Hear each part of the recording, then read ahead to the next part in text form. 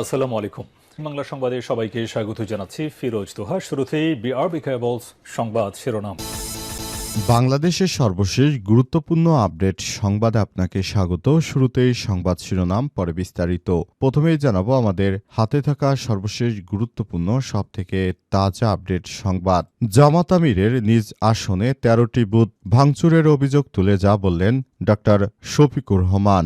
বাংলাদেশ জামাত ইসলামের আমির ও ঢাকা ১৫ আসনের প্রার্থী ডক্টর শফিকুর রহমানের ১৩টি নির্বাচনী বুথ ভাঙচুর করার অভিযোগ উঠেছে। আজ এক ফেসবুক পোস্টে এই তথ্য জানিয়ে এই ঘটনার তীব্র নিন্দা ও প্রতিবাদ জানিয়েছেন বাংলাদেশ জামাত ইসলামের আমির ডক্টর শফিকুর রহমান। এরপর জানাবো ভোটের আগে আগুন আতঙ্ক, কেন্দ্রায় ভোটকক্ষের ভবনে নাশকতার চেষ্টা। সংসদ নির্বাচন ও গণভোটকে সামনে রেখে নেত্রকোনার কেন্দুয়া উপজেলায় গভীর রাতে ভোটকেন্দ্র সংলগ্ন একটি ভবনের কক্ষে আগুন দেওয়ার চেষ্টা করা হয়। এই ঘটনায় দ্রুত সেখানে থাকা লোকজন আগুন নিভিয়ে ফেলেছে, তবে নাশকতাকারীদের এখন পর্যন্ত আটক করতে পারেনি পুলিশের সদস্যরা। এই ঘটনায় এলাকায় থমথমে অবস্থা বিরাজ করছে এবং পুলিশের সদস্যরা সর্বোচ্চ অভিযান শুরু করেছে। নাশকতাকারীদেরকে যে কোনো সময় গ্রেপ্তার করে থেরাপি দেওয়া হবে। এদিকে নির্বাচনে নাশকতামূলক কর্মকাণ্ড কঠোরভাবে দমন করা হবে বললেন বিজিবির মহাপরিচালক। আগামী জাতীয় সংসদ নির্বাচনে যদি কোনো ধরনের নাশকতার চেষ্টা করা হয় সেটিকে কঠোরভাবে দমন করা হবে বলে জানিয়েছেন বিজিবির মহাপরিচালক। তিনি বলেছেন, আমরা কোনোভাবেই আর নৈরাজ্যকর পরিস্থিতিকে মেনে নেব না। আগামী জাতীয় সংসদ নির্বাচন হবে ইতিহাসের সবথেকে স্বচ্ছ ও ভালো মানের একটি নির্বাচনটা হয়ে গেলে আগামীতে একটি সুন্দর বাংলাদেশ গড়ে তুলতে পারব, এই কথাই জানিয়েছেন বিজিবির মহাপরিচালক।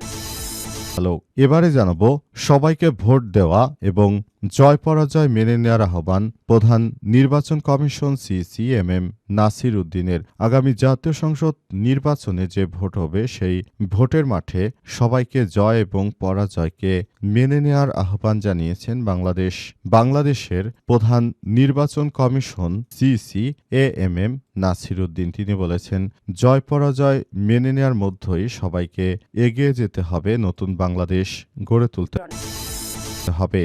এবং সর্বশেষ জানাবো বাংলাদেশের মানুষ যাকেই নির্বাচিত করবে তার সঙ্গে কাজ করতে রাজি যুক্তরাষ্ট্র।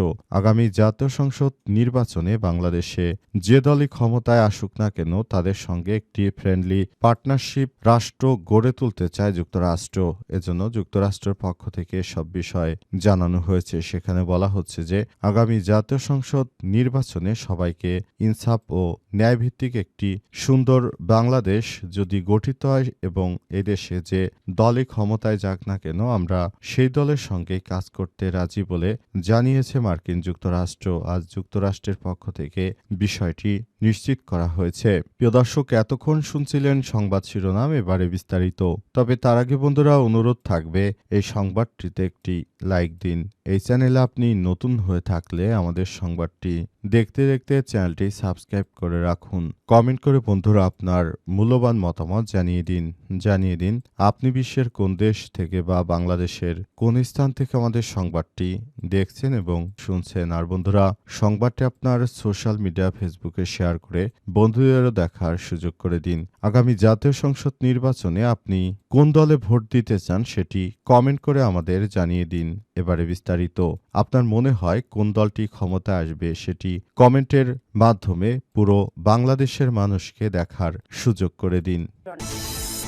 নিজ আসনে ১৩ বুথ ভাঙচুরের অভিযোগ তুলে যা বললেন জামাতের আমির। বাংলাদেশ জামাত ইসলামের আমির ও ঢাকা ১৫ আসনের প্রার্থী ডক্টর শফিকুর রহমান ১৩টি নির্বাচনী বুথ ভাঙচুর করার অভিযোগ উঠেছে।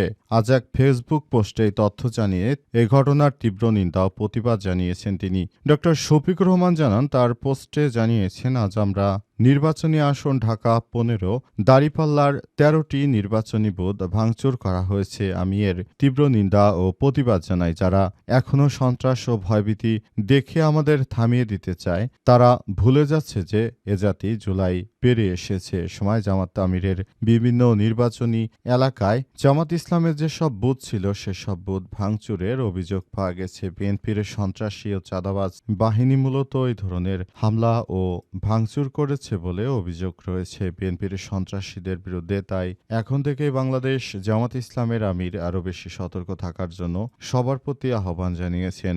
ঢাকার এমন একটি জায়গায় ১৩টি জামাত ইসলামের আমিরের বুথকে ভাঙচুরের ঘটনা নিছক কোনো সহজ হিসাব নয়, বরং এটিকে খুবই সিরিয়াস বিষয় হিসেবে বাংলাদেশ জামাত ইসলাম নিচ্ছে এবং আগামীর নতুন বাংলাদেশ গড়ে তুলতে হলে বাংলাদেশ জামাত ইসলামের নেতৃত্ববৃন্দরা তারা আগামীতে একটি সুষ্ঠু ও সমৃদ্ধির নতুন বাংলাদেশ গড়ে তুলবে এই প্রত্যাশা রয়েছে আমাদের এবং এই প্রত্যাশা অনুযায়ী আমরা চাই আগামীতে একটি সুন্দর ও সমৃদ্ধির বাংলাদেশ গড়ে তুলতে এবং এই বাংলাদেশটা সুন্দরভাবে গড়ে তোলার মধ্য দিয়ে আগামীতে আমরা আরও এগিয়ে যেতে পারব বলে মনে করে নির্বাচন কমিশন। তবে কোনোভাবে নাশকতাকে ছাড় দেওয়া হবে না।